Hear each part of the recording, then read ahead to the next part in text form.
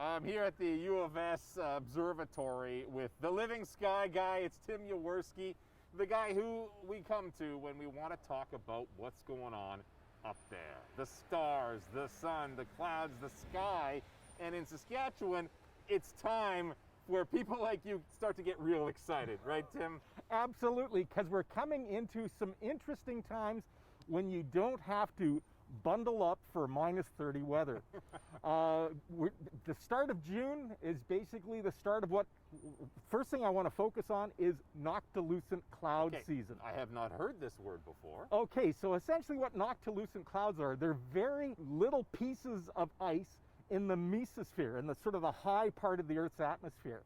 And they reflect the sunset that happened an hour and a half ago. Oh. So the thing about them is, first off, they're not always visible. It's when those ice crystals are up there in the atmosphere.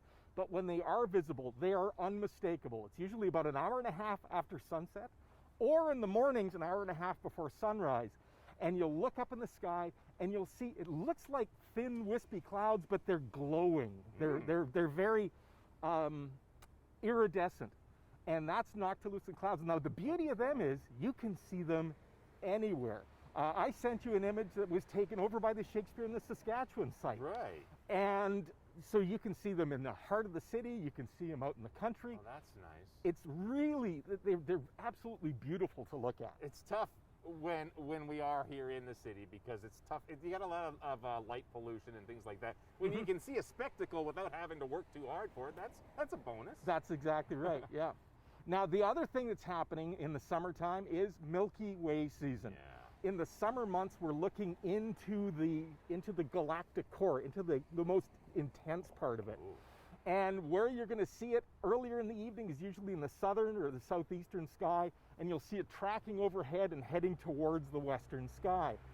And with a camera, you can really capture the beauty of it. Put your widest angle lens on it, get on a tripod, go somewhere where it's dark. You need darkness for this. It's key, yes. And go to high ISOs, do 30-second exposures with your wide angle lens, and you'll see the beauty of the Milky Way as it's rising up in the sky. Yeah, so some of these shots you've sent are just absolutely, they're breathtaking. They really are. Yeah, and it's absolutely miraculous to see, and it's as you say, breathtaking. It is, and you see it on TV, and even looking at these pictures while you're watching this segment, it's one thing, but to see it with your own eyes under that sky is absolutely incredible. It certainly is. It's something completely different. But then the big show this summer, and it's the big show that happens every year, but this year it's especially good. Okay. And that's the Perseid Meteor shower.